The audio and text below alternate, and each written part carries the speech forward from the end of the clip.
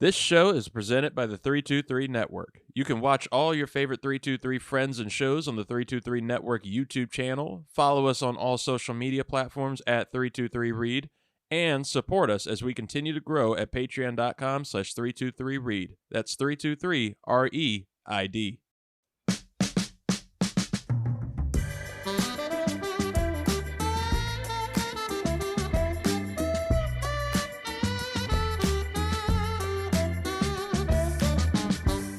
Ladies and gentlemen, welcome to the 323. I am your host, Reed Murphy, and this is a very fun, lazy Ricks versus Gricks. This is nice. Zuhair Ali of the Animation Deliberation podcast. You can find it anywhere. He is here. He is just you and me, Zoo. The Commanders fans have taken over the show completely, and we can talk about whatever the hell we want, DC affiliated. Bum. How are you tonight, buddy? Doing good. Feel a lot better now that it's just us two. We're alone at last. I know, it's intimate. We got a lot to get into. It's mid-season in the NFL, so eventually, very soon, we'll be probably trickling out a supersized Sunday hangover where we'll be going over, all the mid-season review and trying to alter our preseason picks and everything. There's some really interesting ones. Like, this is one of the sounds that I found. Captain Kirk's gonna get it. Yeah, he is. And I mean, he got it. Tore his Achilles. He got it.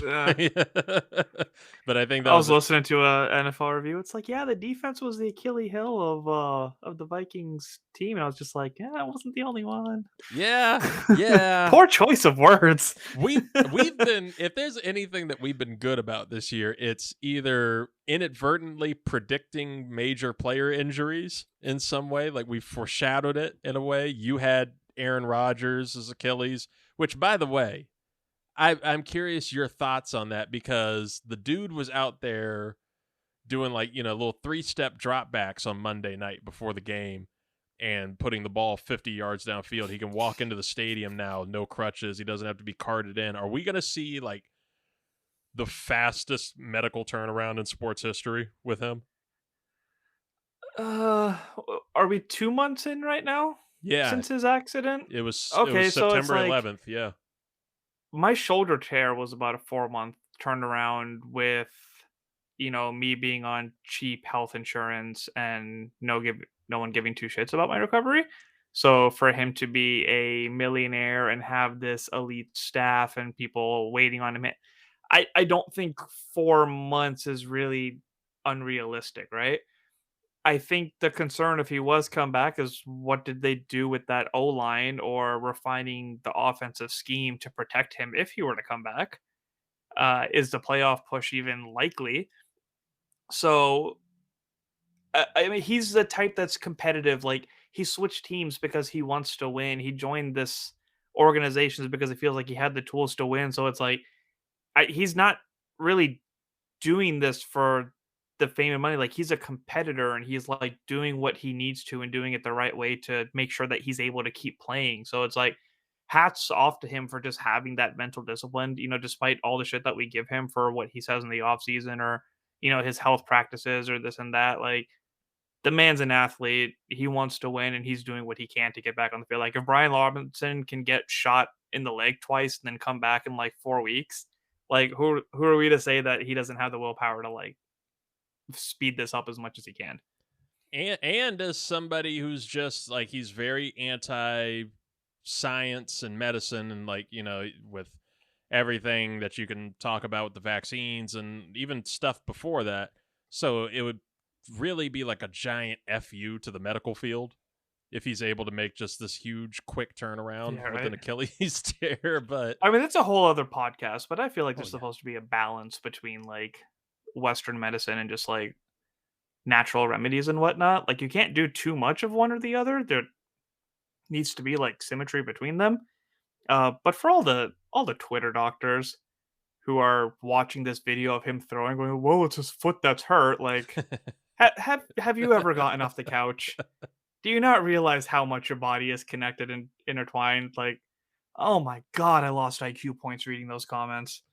I mean, some of the worst have been the new conspiracy theory that's taken over. It's starting to slowly take over from, the Kelsey Taylor Swift stuff into that he never actually tore his Achilles. He just made it up.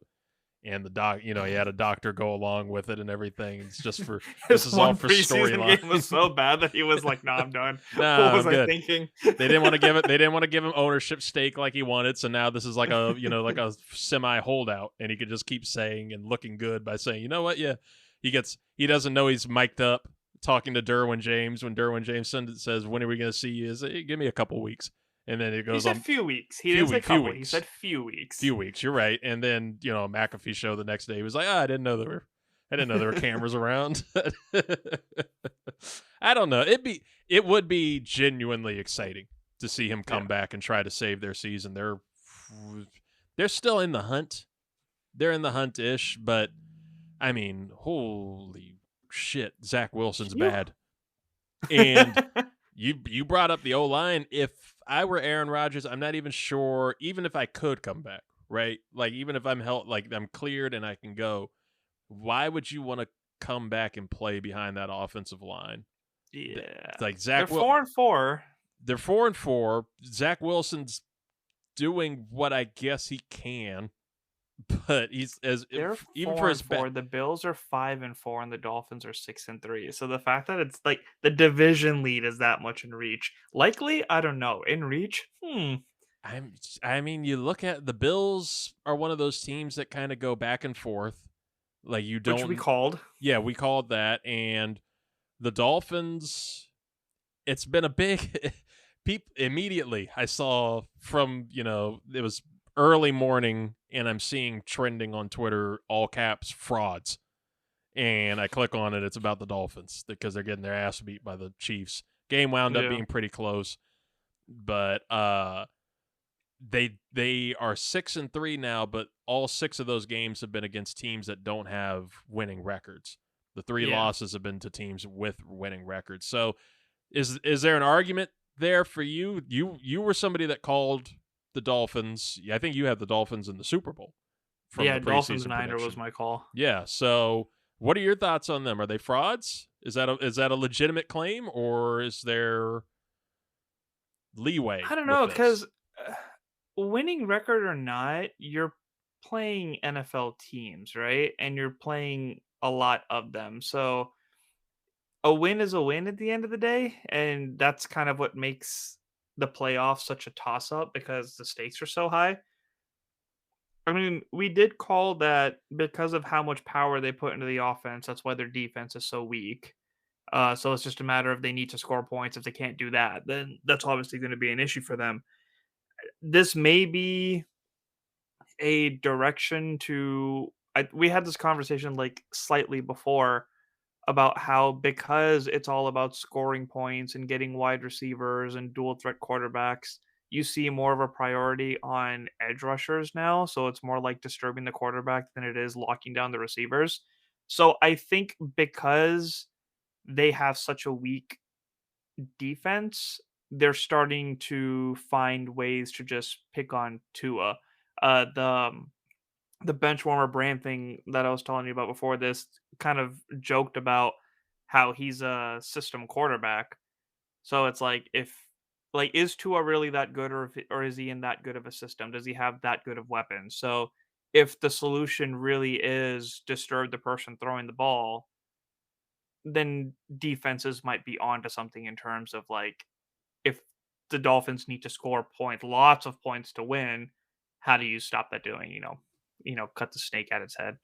It's a weird thing with Tua, and I kind of feel bad for him because that is going to haunt him, like his career and at least his tenure with Mike McDaniel, to where, I mean, he was not having that success with Brian Flores as his head coach, and he was not having that success before getting Tyreek Hill as his wide receiver in the trade, which also came with Mike McDaniel. But I think the argument's also there that he fractured his hip very seriously in his final season with Alabama.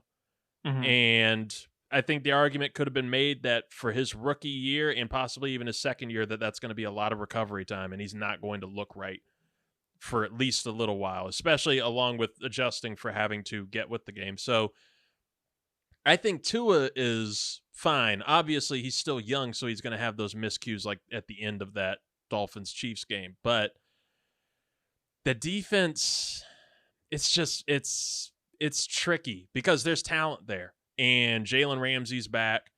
He's getting, warmed up. He's getting situated back into playing and getting used to this new system under Vic Fangio. I think they're going to be kind of like the Ravens, where things are going to click for them, like probably at the perfect time, probably right near, around Christmas time, around the new year, going into the playoffs, and they'll be scary as hell. But for right now they're beatable. And the AFC East can take advantage of that. The Bills, if they can get their shit together, which I don't think they can take advantage of it. But the Jets, if they were to have a competent quarterback, if they were to have an Aaron Rodgers in about 3 weeks, might be able to take advantage of it. It's just very fun. It's very fun to watch. One team that won't take advantage of it, that's the Patriots. We know that. That's 100% for sure. But before we get into them, and their game this past week. I do have one more thing on the Dolphins. Oh, you do? Just to finalize your point. Well, what is it? They do come to FedEx Field in a few weeks, which might be their get-right game. That is the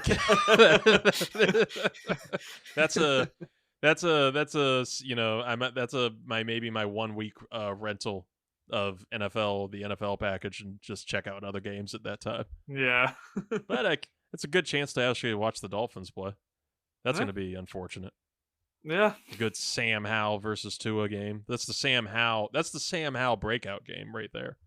That's where we keep up. I hope every game's a breakout game. I really do too. Somebody that had a weird breakout game, even though he's been starting all season, is Joshua Dobbs. The quarterback formerly of the Arizona Cardinals, was their surprise starter at the start of the season with Kyler Murray out. He got traded to the Cardinals like a week before the season started, maybe even less, and then wound up starting for them week 1 just because everybody they had playing before him, Colt McCoy, all these guys, they just weren't doing shit. They're like, fuck it, let's throw the astronaut out there and just see what he can do, just see if he can tank command for us. And he wound up being, decent. He could hang in there with anybody. Last week before the trade deadline, had a pretty shitty game. And Cardinals decided they can't start him anymore, especially with Kyler Murray on the verge. Let's just give the rookie Clayton Tune, a chance here for 1 week. They shipped Dobbs out in a trade to the Minnesota Vikings right after Kirk Cousins tore his Achilles. Dobbs, just a few days in. He's just a few days with the Vikings. Probably hasn't even gotten half of his stuff over to Minnesota from Arizona. Everything is just half the stuff he lives with.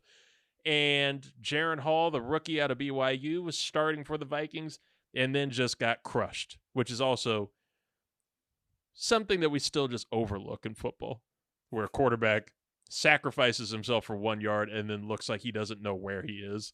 His spirit has left his body. And this was right after their receiver, KJ Osborne's body got just like folded in half. But Hall gets taken out. Dobbs comes in, leads a miraculous comeback to a Vikings win over the Falcons. And he was talking about how he didn't even know the names of his teammates at that point. He was just making plays up in the huddle because he didn't know what to do. Kevin O'Connell was like translating the playbook like while they were huddled up in the mic. Right. It's crazy and it's really awesome and it's fun. I don't know how long it's going to last. He's going to start again for them, but I don't know, if this is just like a great Rex Grossman coming off the bench style situation. But did you have Josh Dobbs being this year's Geno Smith?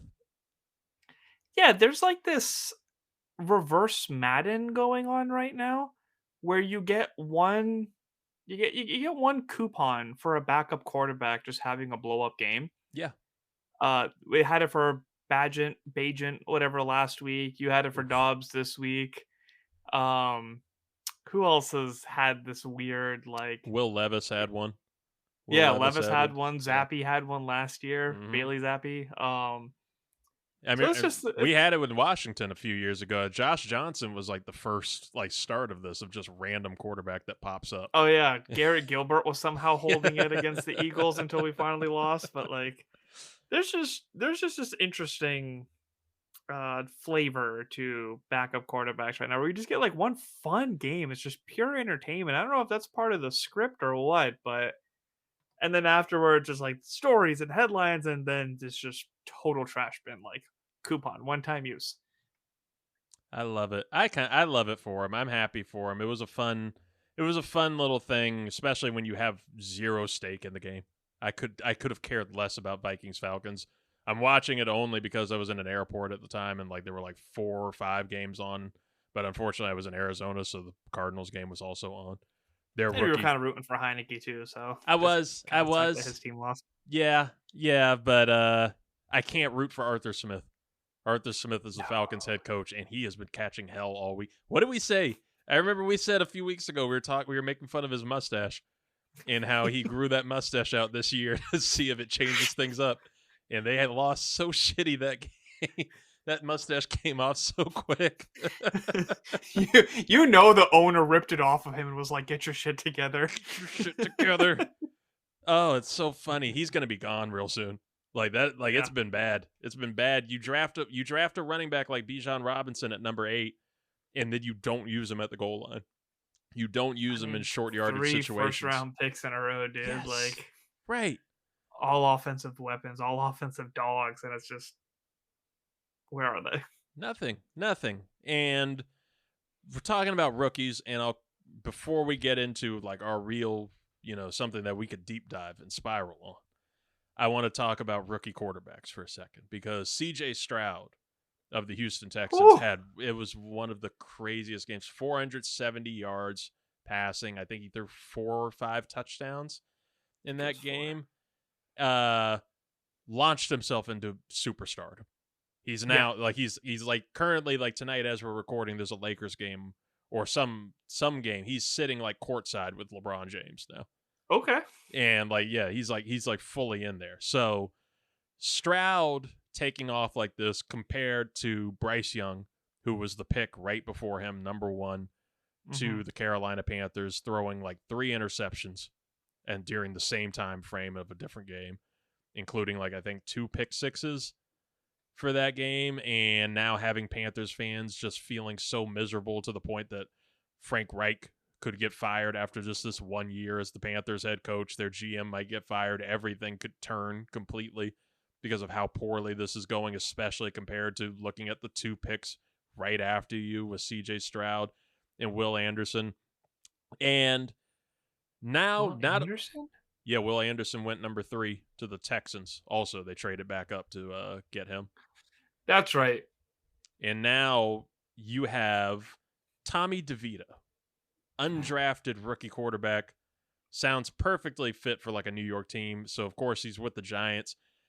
Daniel Jones tore his ACL just like a couple quarters into coming back from like a neck injury. So, Giant season's over. They're throwing in the undrafted rookie, Tommy DeVito, to start. Fuck it. So, they said Tommy DeVito, according to Bleacher Report Gridiron, he will break an NFL record for the most rookie quarterbacks to start in one season. He will be the 10th rookie to start this season in the league. Bryce Young, CJ Stroud, Anthony Richardson for the Colts, Will Levis for the Titans, Aiden O'Connell for the Raiders, Dorian Thompson-Robinson started for the Browns, Tyson Bagent started for the Bears, Clayton Tune for the Cardinals, Jaron Hall for the Vikings, and now Tommy D is coming in to try and tank command for the Giants so they can get Caleb Williams to start next year. Interesting. Gonna ruin Caleb like that? Like, how do you feel about the rookie quarterbacks this year? Is this like one of the best crop of rookie quarterbacks we've seen, or is it just like a smell of desperation and not wanting to turn your season over to the Mike Whites of the world? I mean, what have any of these quarterbacks shown consistently to show that they're a good crop? It's more of like these guys had the off season to learn the playbook, so they might be our best bet. They have some familiarity. They know their receivers' names. So, yes, good for CJ Stroud.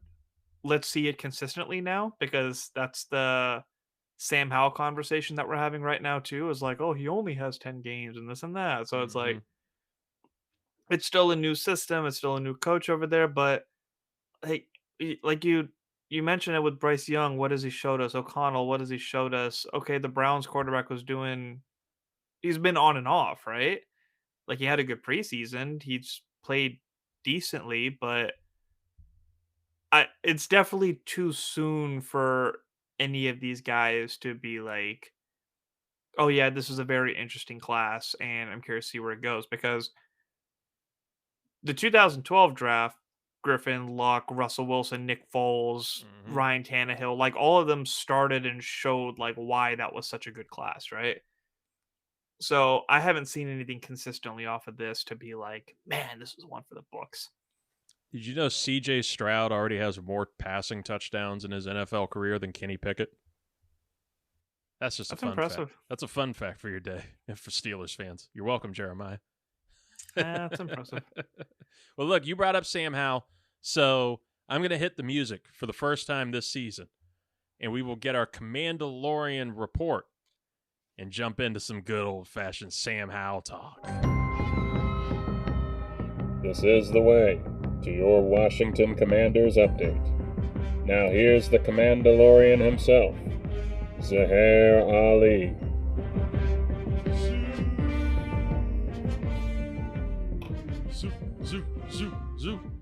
Zoo. Oh, what's up, Commando? What a season. What a season. We're right into that patch. I think we just beat the Patriots. It was a pretty convincing win, I guess. I was watching it from an airport and seeing everything from afar and on mute. That the Commanders are now 4-5. They beat the Patriots 20-17. They just at least held off, the Patriots and Belichick from doing anything there. Sam Howell looking pretty convincing once again. Jahan Dotson starting to heat up after a pretty slow start to the season. But as we're getting into that crop of games that we get every year where Ron Rivera just hits like, four, maybe 5 straight wins and then, makes a stupid decision and we collapse again at the end of the year. Sam Howell, he has looked consistently to me like the best thing that we've had, at least since Kirk Cousins, I would say. Yeah. And Healthy Alex Smith. yes, what scares me is my mom, Mama Murphy, now a Chiefs fan, but before that a lifelong Washington football fan. And I asked She's been her, reincarnated. I asked her about Sam Howell. I was just talking about Sam Howell because we were talking about her Chiefs and everything, but we're in the DC area, so she watches pretty much all the Washington games still. And I was like, yeah, this is Sam Howell. I think we got our guy. And she just sits there. She goes, I've seen a lot of Sam Howells in these years. I was like, really? She was like, yeah. I mean, she's like, what's that different from, your Heineke or the Brunels and stuff? I was like, but he's hope. he's hope. I really like him. I think he's been very impressive. You're the Commandalorian. What have your thoughts been this year on Sam Howell? I mean, we definitely haven't had anything like him since Cousins. I mean, like I said, Alex Smith was probably the only bright spot. Taylor Heineke was fun to watch, but like you knew what he was lacking there. Right. A lot of this stuff, I don't know how much of this to pin on Bieniemy because there was a lot of you understand we have a bad O line, you understand this isn't Patrick Mahomes. Why are we still running things like those two things aren't true? So it seems like they've finally started making the moves. They made some changes at O line, some willing, some because of injury. And now things are starting to click. So while they do need to run a little bit more, you can see the fire that Sam Howell has, right? Like there's no backing down with him. He's making the runs that he needs to. He's finally getting the quick passes out. He can make these beautiful touchdown passes. So there's nothing but optimism. Like if we were still going back and forth, which we might, like how we had a great game and then the Bills game and then a great game and then this game, then I'd be a little more concerned. But like we're seeing growth and development and consistency, so it's like I would like to see him for the next few years. Whether it's a franchise or not, I don't know. But if you could take the Jalen Hurts approach of having a adequate quarterback, like 3 out of 5, 3.5 out of 5, and start building everything around him, then there's something there. In regards to the defense, you've had the same system for 4 years with a majority of the same players. How the fuck did you let 5 weeks back to back with 30 more points allowed? Like, that's inexcusable. For everybody that was blowing up my phone about the Montez and Sweat and Chase Young. Wow, I just had a brain fart. Yeah, you got them. While everybody was blowing up my phone about those trades, it's like, I mean, it kind of makes sense. Like, how are you going to pay them that much money and not get sacks? Like, we didn't look that much worse without them. We didn't look good. Not saying we did, but we don't look worse without them. So there is a lot of, I don't know how much is Rivera being stubborn. I love him. I respect the man that he is and the influence and the culture and how much of a motivating human being he is, but I'm ready to move on from that. I've been ready to move on from Jack Del Rio for like 3 years now because that's just inexcusable. So in regards to the rest of our schedule, it's tough. It's really tough. We got the Niners, we got the Dolphins, we got Dallas twice. For some reason, we suck against the Giants. We have them at home. We have Seattle this weekend. As a fan, I really want to make a playoff run. Like, I just hope something happens to Dallas where they just keep embarrassing themselves like they did last week, where you're literally inches away from the goal line 4 times and just can't execute. Good Lord, was that funny? There's something there, but I think in the off season to have 1 first, 2 seconds, 2 thirds, like you can easily get the pieces that you need. Those first 3 rounds need to go to tackle, tight end, and either edge rusher or linebacker. But that's a future problem. In regards to now, I wouldn't be surprised if we don't make the playoffs, but if Sam keeps producing the way that he is, I think that offense can make up for how disappointing the defense has been.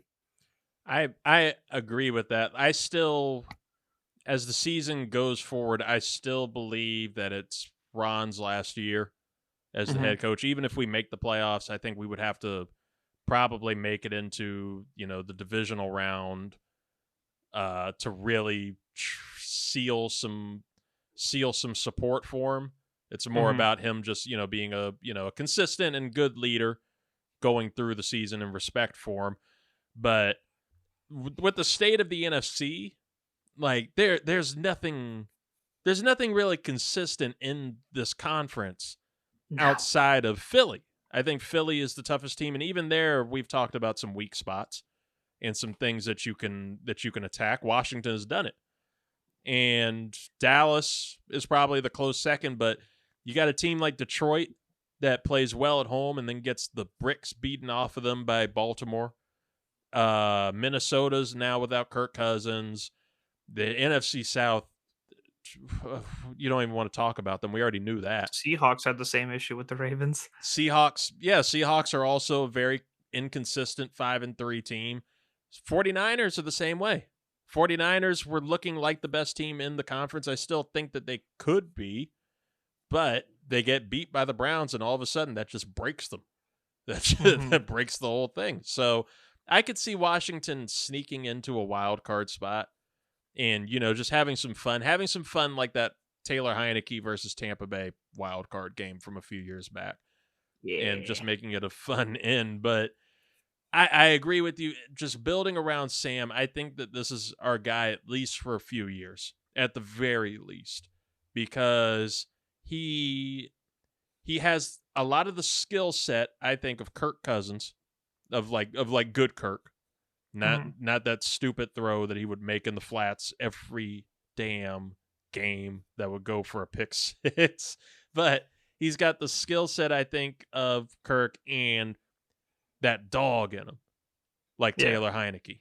That's what I was going to miss about Heineke, and I don't feel like the energy has changed at all in the transition to Hal. I think he learned really well from him on that. He might have even learned really well from Carson Wentz in terms of the right things to do. I think Wentz could at least expel that to him. And I kind of want to blame holding the ball too long on Wentz, though. I would like to. I don't know totally yet how I fully feel about Eric Bieniemy. I think that he's still calling a lot of games like he's in Kansas City and with that offense. This is also his first time as a play caller. Exactly. So there are things to work out there with him, but at least the offense seems to play for him. I'm like you. I wish they would run more. Brian Robinson is a beast once you get him going, and he can find some holes in that patchy O-line. But really, just building things out from here into the future is going to be the best thing to do. And like you said, with the defense, like that trade deadline day, I was very kind of upset in the moment of losing both Montez Sweat and Chase Young at the same time. I was upset as a fan that had attachments to those two names because you want to see them succeed here. Right. And when you've had all that hype for a few years of, that tandem of those two plus Jonathan Allen and Daron Payne, they should be the best D-line in the history of the NFL. And that's not transpiring. It goes to the thought process I've always had that if you're not winning with them and you're not producing the results with certain people that aren't the quarterback, then there's really no point in keeping them and paying so much money. Why not go ahead and start building out a little bit for the future and fixing the pieces that need to be fixed with it? So I was sad to see them go as fans, but as, to look towards the future and build well, I think it's for the best. I think it's for the best for them. I mean, like Montez Sweat just got $24 million a year from the Chicago Bears in his 4-year contract extension, which I do not think we would have paid anything close. Chase Young seems to be happy in San Francisco. He made some comments that, he said, I'm here with winners, in a locker room of winners and, organization that seems like it knows what it's doing. And obviously fans can get mad at him, but he's not completely wrong. He's been like his whole tenure was pretty much, the previous owners, toxic stuff illuminating over his entire career with Washington. So I can be happy for him going to play with his former teammate and Nick Bosa there at San Fran. And it just sucks that he's going to be there with Trent Williams, who I miss so dearly as our left tackle. But Montez Sweat, I'm probably the happiest for getting his money from Chicago. And he stays in my family's family of teams with Emily's Bears. So it's something nice there. But yeah, ultimately, like, I'm not disappointed by the season. I'm not disappointed where we're at. I was very disappointed losing to the Bears the way that we did. But it's the Giants. Yes, the Giants. I hate the Giants. I'm so happy. I'm not happy that Daniel Jones is hurt, but I'm happy that this is all happening to them. God, I can't stand that franchise. Dayball got the same backup quarterback effect that I was talking about. They had one free coupon. Yes, with the head coach. Mm-hmm. They're having exactly what happened. They're having it happens to everybody. That you just go, you've completely collapsed at quarterback, because it happened to us a few years ago when Smith went down, and then Colt McCoy tore his broke something in his leg, and then Mark Sanchez had to come in, and then we had the butt fumble. Exactly, and then we got the Josh Johnson experience. It just happens. They've gone through Daniel Jones, Tyrod Taylor. God, protect that man. Broke his ribs again. This is the same one who broke his ribs with the Chargers and the Dodgers at the begining of last season. Broke his ribs again. Like, this man can't have ribs. Like, he's gonna be boneless. All right. Got a bone to pick with you. Well, look, we've talked enough, I think, about the full season into this point, and we will talk even more at a later point. But right now, let's get to the favorite phrase, the meat and potatoes of this week's show of your Ricks versus Gricks Fridays. Might even be a Thursday if you're listening early. It's time for Ricks versus Gricks NFL Week 10. Life, death, time, space. Forget everything you think you know. Put your money on the line. It's time for Ricks versus Gricks. Gricks? That's right. Ricks versus Gricks. NFL Week 10, Reed's picks versus Griffin's picks.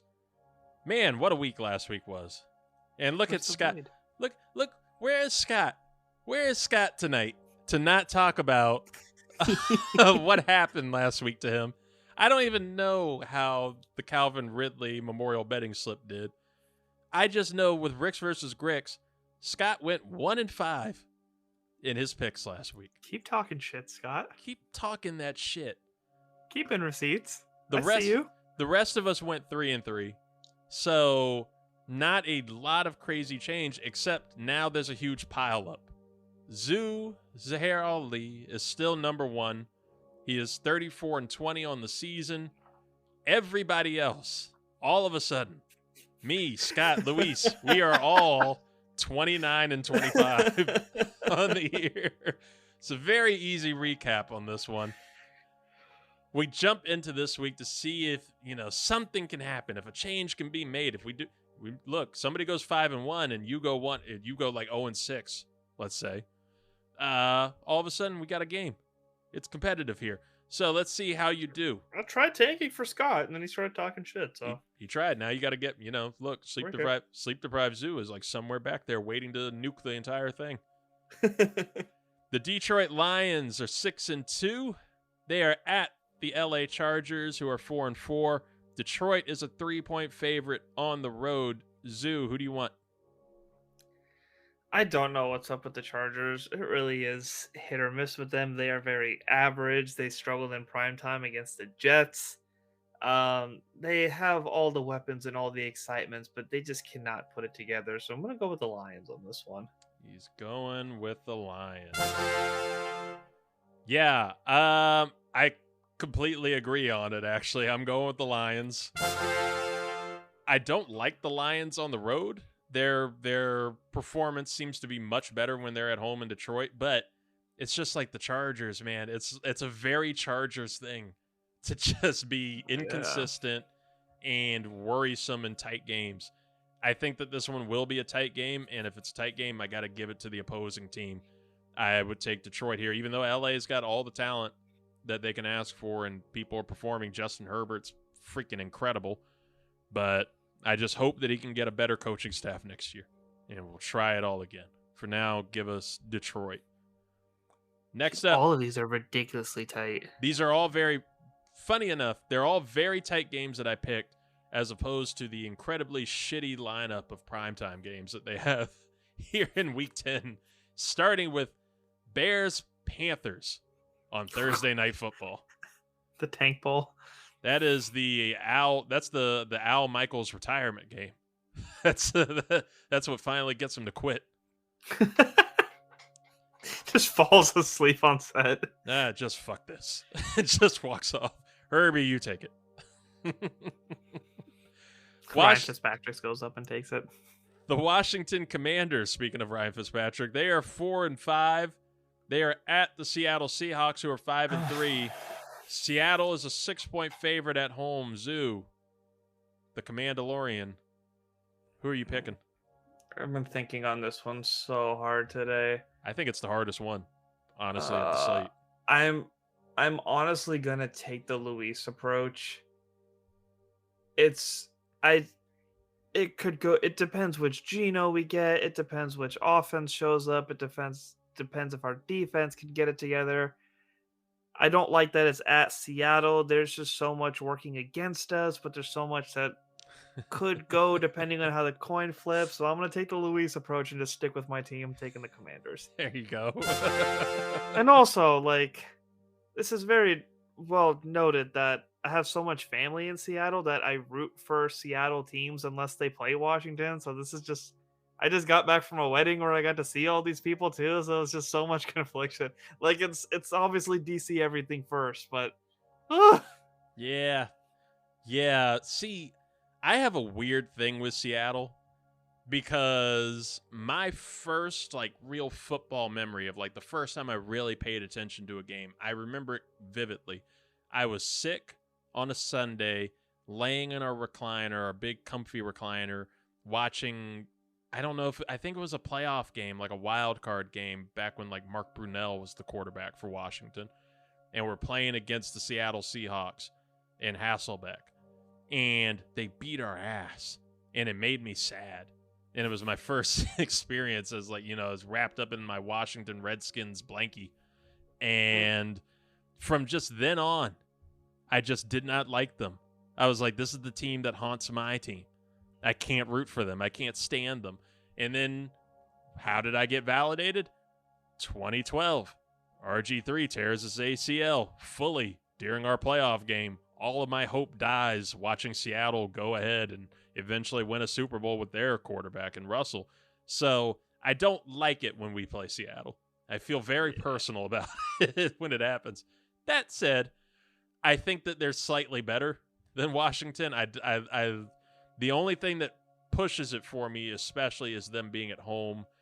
I'm a little weary of their defense and how they could possibly bully our O-line and, prune some mistakes out of Sam Howell, especially when you have somebody like a veteran like Bobby Wagner on the other side. So, as much as I don't want to go against the streak that I believe Ron is on, that famous midseason streak, I have to pick Seattle for this game. I don't blame you. Yeah. Next up, a little less personal of a game. The New Orleans Saints, who are 5-4, they take on the Minnesota Vikings, who are 5-4. New Orleans is a 2.5-point favorite on the road, but the Vikings are the little sweetheart darling of the week, with Josh Dobbs coming in to save the day. Are you taking Josh Dobbs again to save the day this week, Zoo? This is another tough one. And honestly, I'm just tired of rooting for the Saints the weeks that they let me down. So out of spite, I'm taking the Vikings. Ooh, a spite pick. Love spite picks. I would love Dobbs will take off into victory. I would love to go with you. That's a deep one. You know what? That was deep enough that I'll actually give you the new laugh. I'll give you the Griffin for that. I'll give you a little half and half. I would love to do a spite pick here against the Saints as well, but I just can't learn. I'm hard-headed, so I have to roll with them again. I'm rolling with the Saints this week. They'll, of course, be inconsistent and get their ass beat by Josh Dobbs, but I like the Saints defense a little better in this kind of clash with a quarterback like Dobbs.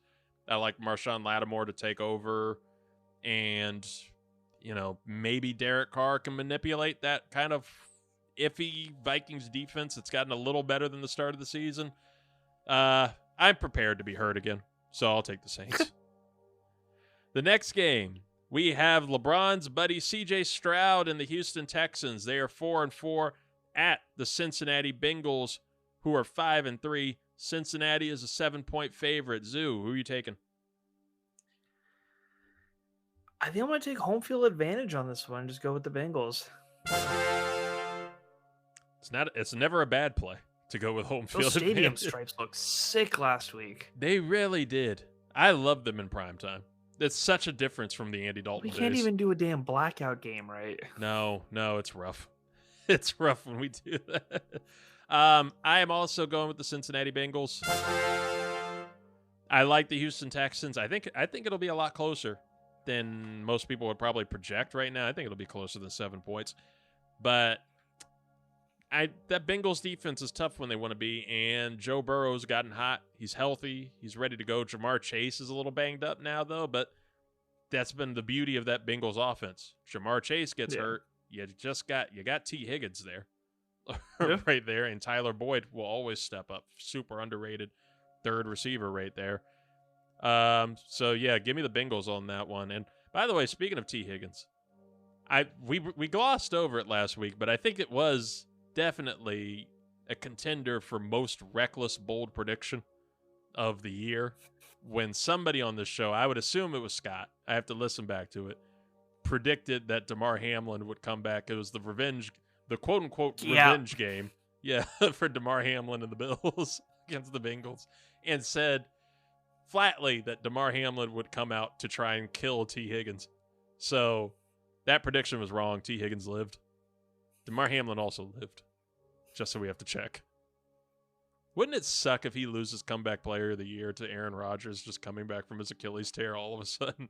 The only thing that could stop somebody who literally came back from the dead to win comeback player of the year. So that's the parameters of comeback player of the year that really confuses me. Like, is it just making back to the field, or is it making it back to the field and like having a good performance? I think because if Alex Smith just made it as an inactive quarterback for the whole year, but he was like on his 2 feet, like I don't think that really like counted for anything. But it was the fact that he was actually winning games that like got him there, right? Yeah, but like he wasn't like good, right? When he came back, like he was like doing what he only had lost to. one game he started in. That's true, but like the team, like the defense kind of held it up. I guess you're right. I just feel like if you die and come back. Like, I think that can, and you just start a game from there. I think we can. I mean, he didn't almost die on the field, but he almost died after the surgery. You like how the NFL is trying to turn this into a success story, too? Like, they're trying to make, like, this is like a really heartwarming story and not, oh, this sport can fucking kill you on the field. Oh, this is so heartwarming. This is inspirational. No, we have the reason. It wasn't that bad. But did you die? The NFL motto right now. Did he die? No. Okay. Yeah. So it's the parameters of what that award entails. That like if he gets it great. But it's like I hate to say this. I'm gonna sound like an asshole, but Scott's not here, so someone has to say it. Like, he was a depth piece before that happened too, right? Yeah. Like, it's not like he came back and then got a starting gig and is leading in tackles and interceptions and this and that. Like, he's still a depth piece. So it's like, is it yay you survived, or yay you overcame a bad situation and are playing like incredible football? Like, what are we rewarding here? Survival. It's definitely the NFL then trying sure, to reward give survival. It to him. Like, congrats, you're on the field. The odds right now for comeback player of the year, Damar Hamlin is -140 as the favorite. The next closest is Tua Tagovailoa at +300, because I forgot he got the shit concussed out of him several times last year, and you know now is playing at a very good level. Lamar Jackson's number 3, and Josh Dobbs is number 4 now. Even though I don't know, like you said, parameters. What did Josh Dobbs come back from? Being bad? I don't know. Like what? Like he went from bad to mid. So I don't know what they want. Either way, congrats to whoever wins. Yeah. Good for living. Glad you survived last week, by the way, T. Higgins. I mean, if refs can't make up their mind, I don't imagine these awards can make up their minds. That's true. Next up, we have the Cleveland Browns, the Predators. They are 5-3 at the Baltimore Ravens, who are 7-2. Baltimore is a 6-point favorite at home. Zoo, who do you want? I do have to add that I totally forgot that the Predators were a hockey team, and then somebody brought up that they were going to a Predators game, and I instantly thought that they were going to Cleveland. So thank you for ruining a hockey team for me too. One that has great branding around it. Now I just think of Deshaun Watson just going face first into a net. Yeah, to the TikTok commenter, I'm taking Ravens at home. There we go.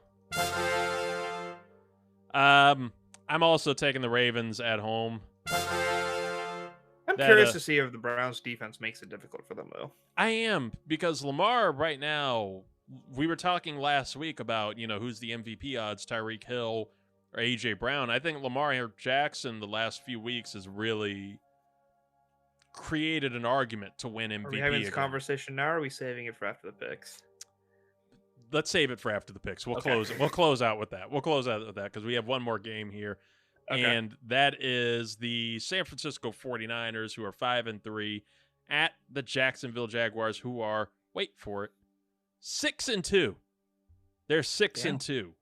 San Francisco is a 3-point favorite on the road. Who do you want, Zoo? It's hard to not root for the Niners. I'm going to stick with them. I think this would be the big Chase Young debut. I think this would be that for them. Either way, regardless, I think the Jaguars are a really good team, and I think they can hold, up with just about anybody, especially if Trevor's really feeling it that week. But San Francisco's defense is so tough. I think that this is can't even call it a get-right game because that's usually against a shitty team, but this would be like a really get-right if you can beat a 6-2 team and, start to feel yourself again. I think that'll happen for them. I think we'll get a little better consistency out of Brock Purdy. Give me San Francisco. Now, back to Lamar Jackson in this MVP talk, everything for the TikTok commenter. Like we were just saying, we talked about, Tyreek Hill, AJ Brown as MVP contenders, non-quarterback MVP contenders. It usually always goes to a quarterback. I think Lamar Jackson is starting to set himself apart and get back in there to, have a pretty great comeback from, a couple of rough seasons after his first MVP win. He's taking off right now and really getting some consistency out of his receivers that they finally got him. What are your thoughts regarding that? I could see why Lamar would be up for MVP, but I don't think it's close to how much AJ Brown deserves it. The second that the Eagles made that trade for him, instantly I went, they're going to be super tough to beat. Like, they just got ridiculously better. Like, the only question at the time was Jalen Hurts. And ever since AJ Brown has got here, he's made such a huge difference for that team. The catches that he makes, he is physical. He is a great route runner. He's just making score after score after score, just things that you would not believe. And this is something that he's been consistent with, whereas Lamar's like up and down and up and down. And then we credit when he starts getting good, right? AJ Brown's been showing us for the last, 3 seasons? Yes. Mm-hmm. Yeah, 3 seasons, just how capable he is, how reliable he is. Like, they drafted Devontae Smith, and he's just like an accessory. It's all about that Jalen and AJ connection, and I don't think that their success would be nearly as high as it would if it wasn't for AJ Brown. So I don't think anybody else, quarterback or not, like really competes with him deserving it. I can't disagree with you. I can't disagree with you on that. AJ Brown is playing at a ridiculous level. Like, he was already great in Tennessee, but the things that he's been doing, especially this year for Philly, he looks unstoppable, like truly unstoppable. And it's like he's looking Randy Moss levels this year. And I think if you take MVP and what that means, most valuable player, into full consideration, would the Eagles have the same level of success? Would Jalen Hurts be as good without AJ Brown? And like you said, he wouldn't be. We saw it. He had, I just looked it up, AJ Brown, this is his second year in Philly, actually. So he did have a year with just I think this is Devontae Smith's third year, where they needed a receiver. This is their guy. This is like when Amari Cooper first got to Dallas and really changed up Dak Prescott. And you could see a visible change, but this is just like on a supersized scale. So, yeah, I could go with either AJ Brown or shit. Let's go. Fuck it. Let's just give it to Jason Kelce, because I keep seeing different headlines about Jason Kelce. He's up for Time's Sexiest Man of the Year. He's up for Sexiest Man of the Year. We can't get rid of the fucking Kelces. It's between him and he's not even the sexiest Kelce. Travis is much sexier than Jason Kelce. I'm tired of them. I can't keep getting into them every week. I don't And even know why I everyone can. talks about how much they can't stand Taylor Swift anymore. I can't stand Travis Kelce commercials. Make it stop. There's So just many. so much, and they're not that good. There's more Travis Kelce commercials now than Patrick Mahomes commercials, and there was a shit ton of those.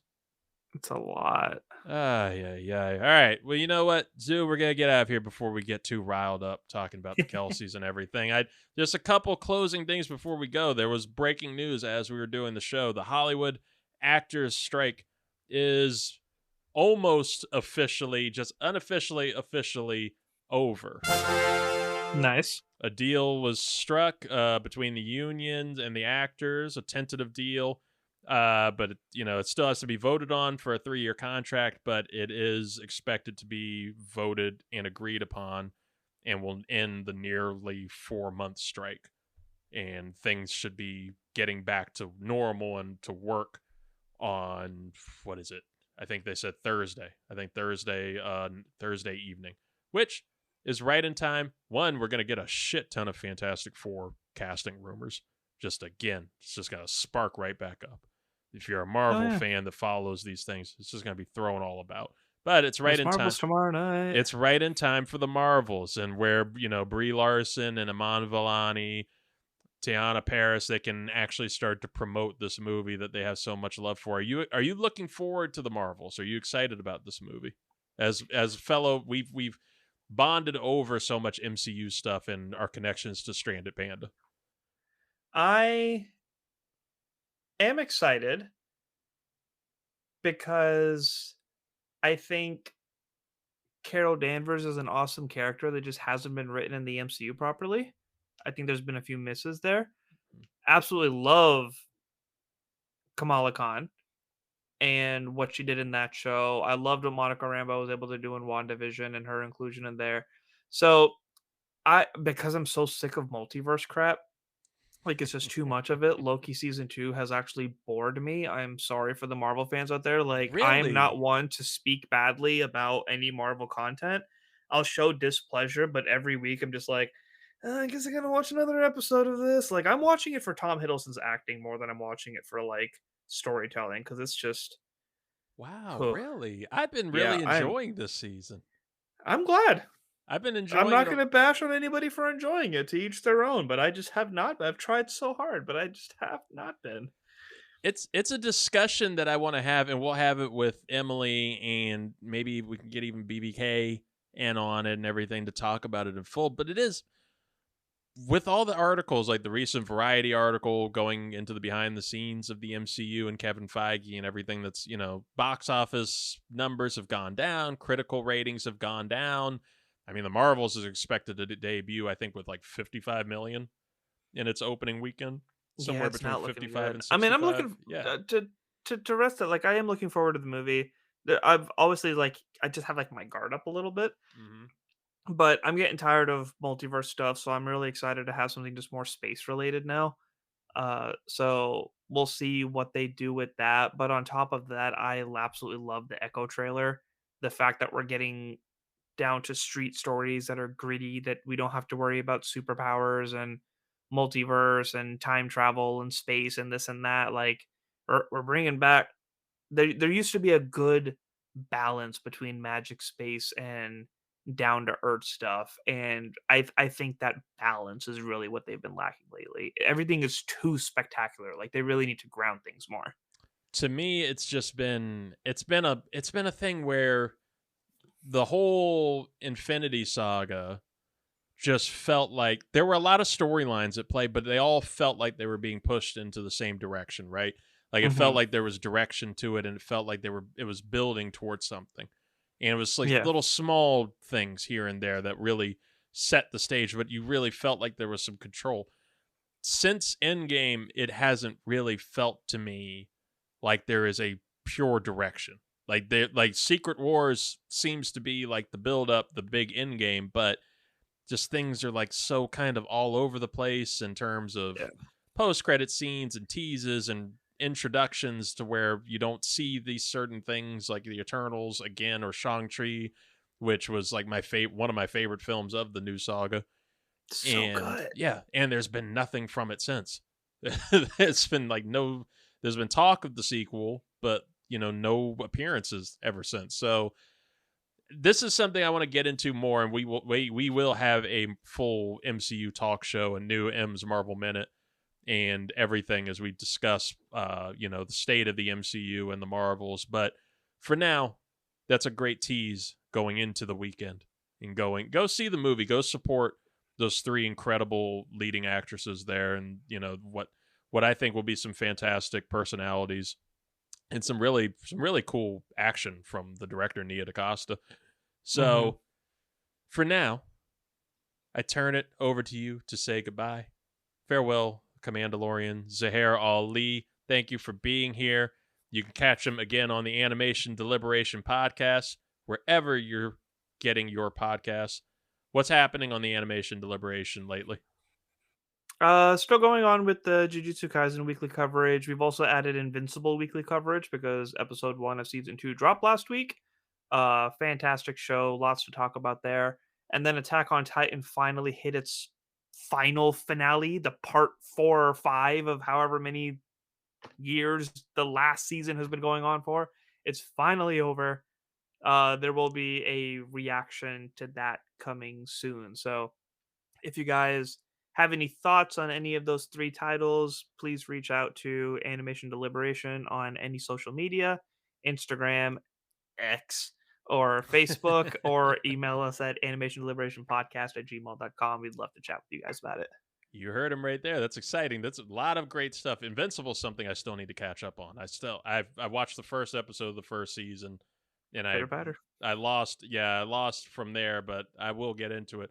Another show that I am curious, and Scavenger's Reign, I think on Max, is a new animated adult animated show that I'd be curious to hear. Yeah, I'll throw the title to you and check it out. I think it would be. Scott Pilgrim animated series is coming out next week with the original cast voicing. Look at that. Animation Deliberation podcast. People, go check it out. You can catch up and keep up with everything with them on there. They're fantastic. Thank you for being here, Zoo. Go to the 323 Network on YouTube. Subscribe, people. We're building. It's building ever since the Trunk or Treat. I love the Trunk or Treat special is so much fun. Go check it out. Go check out those wonderful kids. Again, find us on all social media at 323READ, 323REID, social media and Patreon to help us grow and support us. In the meantime, ladies and gentlemen, thank you for being here. Thank you for listening. As always, we will talk to you soon. Stay safe. The fucking Commanders! Ah!